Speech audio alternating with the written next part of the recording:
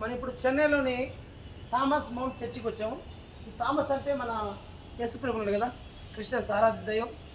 ఆయన 12 మంది శిష్యులు ఒకటే అనమాట. హతసాక్షి ఇక్కడ, హతసాక్షి అయ్యాడు. ఆయన ఫోటోలో మనం చూద్దామండి. ఇక్కడ చూడు, ఇది థామస్ గారు అనమాట. అంటే ఇలాంటి కాదు, ఒక ఆకారం ఎప్పుడు ఇట్లా ప్రే చేసుకునేది దేవుడికి. ఇది చూడండి ఒకసారి.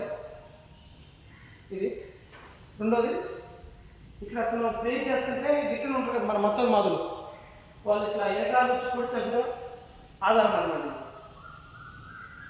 ఇది ఈ చర్చి ఇంకోటి వేరే చోటు ఉంది, వేరే చోట చంపారు అతన్ని, కానీ ఇట్లా ఫోటోలకు మనకు చూపిస్తారు. అతను చనిపోయిన తర్వాత చూడండి ఇట్లా పండేసి వీళ్ళు క్రిస్టియన్స్ అంటే క్రిస్టియన్స్ మారారన్నమాట. మనకి చూసి అర్థమైపోతుంది వీళ్ళు అప్పుడు రైతులు అంటే వేరే వేరే కులాలు, అప్పుడు దేవుణ్ణి ఆరాధించుకుంటూ ఉన్నారు వీళ్ళు. ఇది ఈయన హతసాక్షి చనిపోయాడు. ఇంకా మిగతా 11 మంది ఉంటారు కదా, వాళ్ళకి కూడా ఉండే చూడండి సరే ఫోటోలు.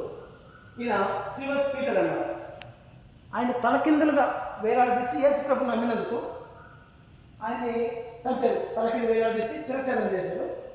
రెండోది వస్తే ఎక్సాకారంలో సిలివేసి ఇలా సిలివేసి చూడండి ఆ ఫోటో చదువుతుంది, అతను చంపారు. మూడోది వచ్చి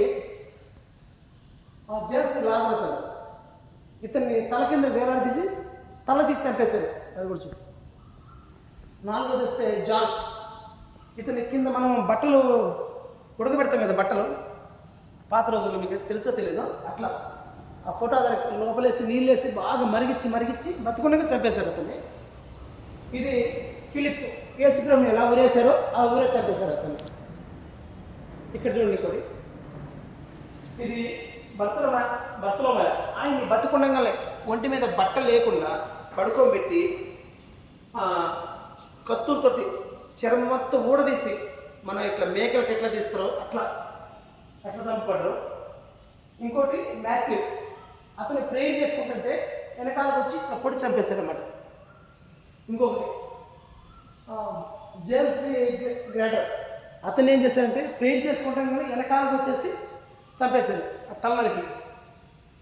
తర్వాత మ్యాథ్స్, అతన్ని ఇట్లా ప్రేయర్ చేసుకుంటే గొడ్డలతో తలనరికి చంపేశారు.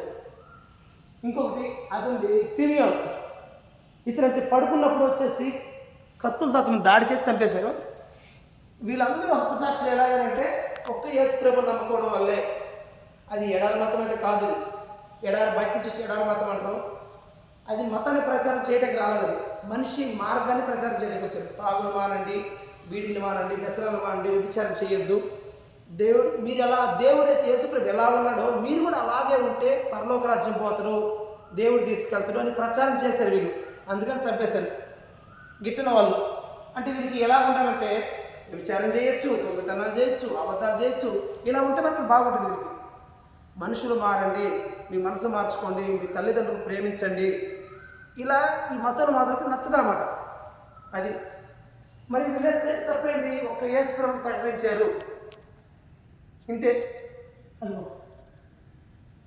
ఈ భూ ప్రపంచాన్ని మొక్కొద్దు, రాళ్ళను మొక్కొద్దు, చెట్లు మొక్కొద్దు, పాములు మొక్కొద్దు, ఇలా ప్రచారం చేశారు. మొక్కొద్దు, నిజమైన దేవుడు యేసుక్రీస్తే అతన్ని ఆరాధించండి అన్నందుకు వీళ్ళు చంపేశారు. అంతేగాని వీళ్ళ వల్ల, యేసుప్రభు వల్ల, శిష్యుల వల్ల, క్రిస్టియానిటీ వల్ల దేశానికి లాభమే కానీ నష్టం అన్న 0% కూడా లేదు. అది సరే మరి, ప్రైజ్ లార్డ్ అందరికీ.